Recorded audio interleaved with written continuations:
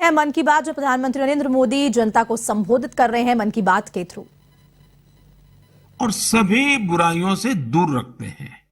आप सबसे उत्तम औषधि हैं और आप ही इस ब्रह्मांड के पालनहार हैं। सोचिए, हमारी संस्कृति में हजारों वर्ष पहले जल और जल संरक्षण का महत्व समझाया गया है। जब ये ज्ञान हम आज के संदर्भ में देखते हैं तो रोमांचित हो उठते हैं।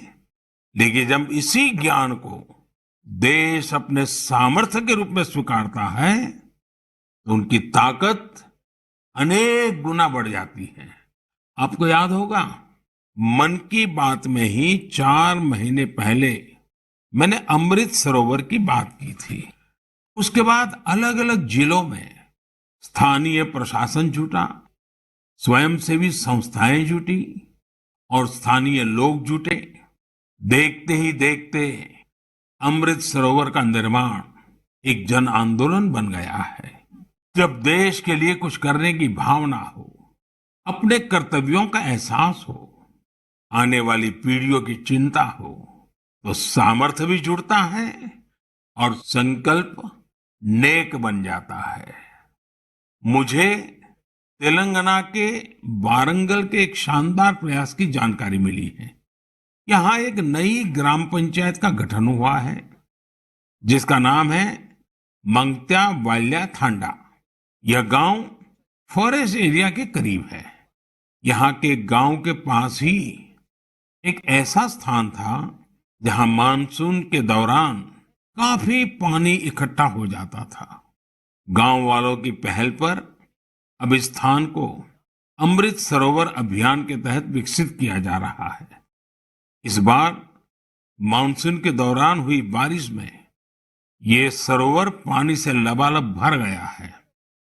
मैं मध्य प्रदेश के मंडला में मोचा ग्राम पंचायत में बने अमृत सरोवर के बारे में भी आपको बताना चाहता हूँ।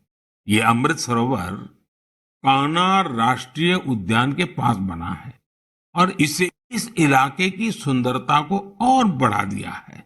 उत्तर प्रदेश के ललितपुर में नवनिर्मित शहीद भगत सिंह अमृत सरोवर भी लोगों को काफी आकर्षित कर रहा है। यहाँ की निवारी ग्राम पंचायत में बना यह सरोवर 4 एकड़ में फैला हुआ है। सरोवर के किनारे हुआ वृक्षारोपण इसकी शोभा को बढ़ा रहा है।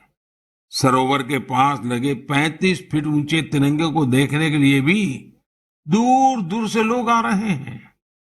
अमृत सरोवर का यह अभियान कर्नाटका में भी जोरों पर चल रहा है। यहाँ के बागलकोट जिले के बिलकेरूर गांव में लोगों ने बहुत सुंदर अमृत सरोवर बनाया है। दरअसल इस क्षेत्र में पहाड़ से निकले पानी की वजह से लोगों को बहुत मुश्किल होती थी। किसानों और उनके फसलों को भी नुकसान पहुंचता था। अमृत सरोवर बनाने के लिए गांव के लोग सारा पानी चैनलाइज करके एक तरफ ले आए। इससे इलाके में बाढ़ की समस्या भी दूर हो गई। अमृत सरोवर अभियान हमारी आज की अनेक समस्याओं का समाधान तो करता ही है, हमारी आने वाली पीढ़ियों के लिए भी उतना ही आवश्यक है। इस अभियान के तहत कई जगहों पर पुराने जलाशयों का भी कायाकल्प किया जा रहा है। अमृत सरोवर का उपयोग पशुओं की प्यास बुझाने के साथ ही खेती किसानी के लिए भी हो रहा है।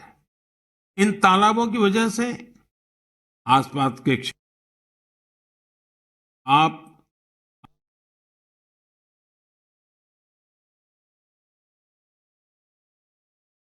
जल संचय और जल संरक्षण के इन प्रयासों को पूरी से पूरी ताकत दें, उसको आगे बढ़ाएं। मेरे प्यारे देशवासियों, असम के बोंगाई गांव में एक दिलचस्प परियोजना चलाई जा रही है, प्रोजेक्ट संपूर्णा। इस प्रोजेक्ट का मकसद है कुपोषण के खिलाफ लड़ाई, और इस लड़ाई का तरीका भी बहुत यूनिक है। इसके तहत किसी आंगनवाड़ी केंद्र के एक स्वस्थ बच्चे की माँ एक कुपोषित बच्चे की माँ से हर सप्ताह मिलती है और पोषण से संबंधित सारी जानकारियों पर चर्चा करती है। यानी एक माँ दूसरी माँ की मित्र बन उसकी मदद करती है, उसे सीख देती है। इस प्रोजेक्ट की मदद से इस क्षेत्र में एक साल में 90% से ज्यादा बच्चों में कुपोषण दूर हुआ है। आप कल्पना कर सकते हैं, क्या कुपोषण दूर करने में गीत, संगीत और भजन का भी इस्तेमाल हो सकता है? मध्य प्रदेश के दतिया जिले में मेरा बच्चा अभियान, इस मेरा बच्चा अभियान में इसका सफलतापूर्वक प्रयोग किया गया। इसके तहत जिले में भजन कीर्तन आयोजित हुए, जिसमें पोषण गुरु कहलाने वाले शिक्षकों को बुलाया गया। एक मटका कार्यक्रम भी हुआ। इसमें महिलाएं आंगनवाड़ी केंद्र के लिए मुट्ठी भर अनाज लेकर आती हैं और इसी अनाज से शनिवार को बाल भोज का आयोजन होता है। इससे आंगनवाड़ी केंद्रों में बच्चों की उपस्थिति बढ़ने के साथ ही कुपोषण भी कम हुआ है। कुपोषण के प्रति जागरूकता बढ़ाने के लिए एक यूनिक अभियान झारखंड में भी चल रहा है। झारखंड के गिरिडीह में सांप सीढ़ी का एक गेम तैयार किया गया है। खेल खेल में बच्चे अच्छी और खराब आदतों के बारे में सीखते हैं। साथियों, कुपोषण से जुड़े इतने सारे अभिनव प्रयोगों के बारे में मैं आपको इसलिए बता रहा हूं क्योंकि हम सबको भी आने वाले महीने में इस अभियान से जुड़ना है। सितंबर का महीना त्योहारों के साथ साथ पोषण से जुड़े बड़े अभियान को भी समर्पित है। हम हर साल 1 से 30 सितंबर के बीच पोषण माह मनाते हैं। कुपोषण के खिलाफ पूरे देश में अनेक क्रिएटिव और डाइवर्स एफर्ट्स किए जा रहे हैं। टेक्नोलॉजी का बेहतर इस्तेमाल और जन भागीदारी भी पोषण अभियान का महत्वपूर्ण हिस्सा बना है। देश में लाखों आंगनवाड़ी कार्यकर्ताओं को मोबाइल डिवाइस देने से लेकर आंगनवाड़ी सेवाओं की पहुंच को मॉनिटर करने के लिए पोषण ट्रैकर भी लॉन्च किया गया है। सभी एस्पिरेशनल डिस्ट्रिक्ट्स और नॉर्थ ईस्ट के राज्यों में 14 से 18 साल की बेटियों को भी पोषण अभियान के दायरे में लाया गया है। कुपोषण की समस्या का निराकरण इन कदमों तक ही सीमित नहीं है। इस लड़ाई में दूसरी कई और पहल की भी अहम भूमिका है। उदाहरण के तौर पर जल जीवन मिशन को ही ले तो भारत को कुपोषण मुक्त कराने में इस मिशन का भी बहुत बड़ा असर होने वाला है। कुपोषण की चुनौतियों से निपटने में सामाजिक जागरूकता से जुड़े प्रयास महत्वपूर्ण भूमिका निभाते हैं। मैं आप सभी से आग्रह करूंगा कि आप आने वाले पोषण माह में कुपोषण या मालन्यूट्रिशन को दूर करने के प्रयासों में हिस्सा जरूर लें। मेरे प्यारे देशवासियों, चेन्नई से श्रीदेवी वरदराजन जी ने मुझे एक रिमाइंडर भेजा है। उन्होंने माय गॉव पर अपनी बात कुछ इस प्रकार से लिखी है। नए साल के आने में 5 महीने से भी कम समय बचा है और हम सब जानते हैं कि आने वाला नया साल इंटरनेशनल ईयर ऑफ मिलेट्स के तौर पर मनाया जाएगा। उन्होंने मुझे देश का एक मिलेट मैप भी भेजा है। साथ ही पूछा है कि क्या आप मन की बात में आने वाले एपिसोड में इस पर चर्चा कर सकते हैं। मुझे अपने देशवासियों में इस तरह के जज्बे को देखकर बहुत ही आनंद की अनुभूति होती है। आपको याद होगा कि यूनाइटेड नेशंस ने एक प्रस्ताव पारित कर वर्ष 2023 को इंटरनेशनल ईयर ऑफ मिलेट्स घोषित किया है। आपको ये जानकर भी बहुत खुशी होगी कि भारत के इस प्रस्ताव को 70 से ज्यादा देशों का समर्थन मिला था। आज दुनिया भर में इसी मोटे अनाज का, मिलेट्स का क्रेज बढ़ता जा रहा है। साथियों, जब मैं मोटे अनाज की बात करता हूँ तो मेरे एक प्रयास को भी मैं आज आपको शेयर करना चाहता हूँ। पिछले कुछ समय से भारत में कोई भी जब विदेशी मेहमान आते हैं, राष्ट्राध्यक्ष भारत आते हैं, तो मेरी कोशिश रहती है कि भोजन में भारत के मिलेट्स यानी हमारे मोटे अनाज से बनी हुई डिशेस बनवाऊं। और अनुभव यह आया है, इन महानुभावों को यह डिशेज बहुत पसंद आती है और हमारे मोटे अनाज के संबंध में, मिलेट्स के संबंध में काफी कुछ जानकारियां एकत्र करने का वो प्रयास भी करते हैं। मिलेट्स, मोटे अनाज प्राचीन काल से ही हमारे एग्रीकल्चर, कल्चर और सिविलाइजेशन का हिस्सा रहे हैं। हमारे वेदों में मिलेट्स का उल्लेख मिलता है और इसी तरह पुराणनुरु और तोलकप्पियम में भी इसके बारे में बताया गया है। आप देश के किसी भी हिस्से में जाएं, आपको वहां लोगों के खान पान में अलग अलग तरह के मिलेट्स जरूर देखने को मिलेंगे। हमारी संस्कृति की तरह मिलेट्स में भी बहुत विविधताएं पाई जाती हैं। ज्वार, बाजरा, रागी, सावा, कंगनी, चीना, कोदो, कुटकी, कुट्टू, ये सब मिलेट्स ही तो है। भारत विश्व में मिलेट्स का सबसे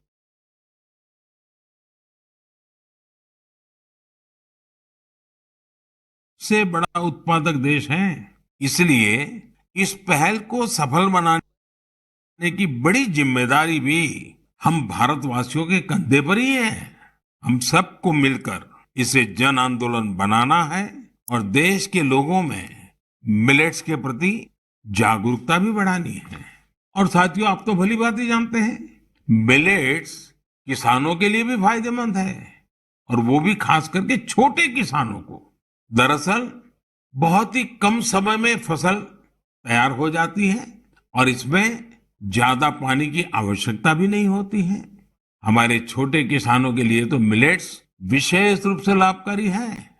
मिलेट्स के भूसे को बेहतरीन चारा भी माना जाता है। आजकल युवा पीढ़ी हेल्दी लिविंग और ईटिंग को लेकर बहुत फोकस है। इस हिसाब से भी देखें तो मिलेट्स में भरपूर प्रोटीन, फाइबर और मिनरल्स मौजूद होते हैं। कई लोग तो इसे सुपर फूड भी बोलते हैं। मिलेट से एक नहीं, अनेक लाभ है। ओबेसिटी को कम करने के साथ ही डायबिटीज, हाइपरटेंशन और हार्ट रिलेटेड डिसीज के खतरे को भी कम करते हैं। इसके साथ ही ये पेट और लीवर की बीमारियों से बचाव में भी मददगार है। थोड़ी देर पहले ही हमने कुपोषण के बारे में बात की है। कुपोषण से लड़ने में भी मिलेट्स काफी लाभदायक हैं, क्योंकि ये प्रोटीन के साथ साथ एनर्जी से भी भरे होते हैं। देश में आज मिलेट्स को बढ़ावा देने के लिए काफी कुछ किया जा रहा है। इससे जुड़ी रिसर्च और इनोवेशन पर फोकस करने के साथ ही एफपीओस को प्रोत्साहित किया जा रहा है ताकि उत्पादन बढ़ाया जा सके। मेरा अपने किसान भाई बहनों से यही आग्रह है कि मिलेट्स यानी मोटे अनाज को अधिक से अधिक अपनाएं और इसका फायदा उठाएं। मुझे देखकर काफी अच्छा लगता है कि आज कई ऐसे स्टार्टअप्स उभर रहे हैं जो मिलेट्स पर काम कर रहे हैं। इनमें से कुछ मिलेट कुकीज बना रहे हैं तो कुछ मिलेट पैनकेक्स और डोसा भी बना रहे हैं। वहीं कुछ ऐसे हैं जो मिलेट एनर्जी बार्स और मिलेट ब्रेकफास्ट तैयार कर रहे हैं। मैं इस क्षेत्र में काम करने वाले सभी लोगों को बहुत बहुत शुभकामनाएं देता हूं। त्योहारों के इस मौसम में हम लोग अधिकतर पकवानों में भी मिलेट्स का उपयोग करते हैं। आप अपने घरों में बने ऐसे पकवानों की तस्वीरें सोशल मीडिया पर जरूर शेयर करें ताकि लोगों के बीच मिलेट्स को लेकर जागरूकता बढ़ाने में मदद मिले। मेरे प्यारे देशवासियों, अभी कुछ दिन पहले मैंने अरुणाचल प्रदेश के सियांग जिले में जोरसिंग गांव की एक खबर देखी। ये खबर एक ऐसे बदलाव के बारे में थी जिसका इंतजार इस गांव के लोगों को कई वर्षों से था। दरअसल जोरसिंग गांव में इसी महीने स्वतंत्रता दिवस के दिन से 4G इंटरनेट की सेवाएं शुरू हो गई हैं। जैसे पहले कभी गांव में बिजली पहुंचने पर लोग खुश होते थे, अब नए भारत में वैसी ही खुशी 4G पहुंचने पर होती है। अरुणाचल और नॉर्थ ईस्ट के दूर सुदूर इलाकों में 4G के तौर पर एक नया सूर्योदय हुआ है। इंटरनेट कनेक्टिविटी एक नया सवेरा लेकर आई है।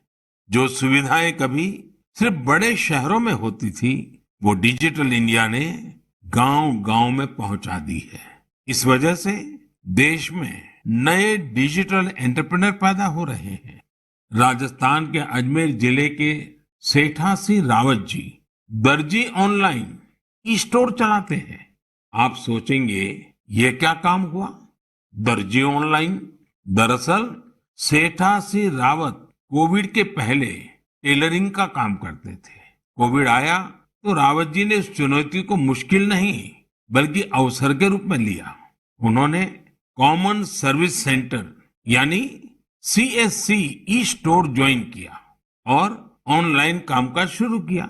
उन्होंने देखा कि ग्राहक बड़ी संख्या में मास्क का ऑर्डर दे रहे हैं। उन्होंने कुछ महिलाओं को काम पर रखा और मास्क बनवाने लगे।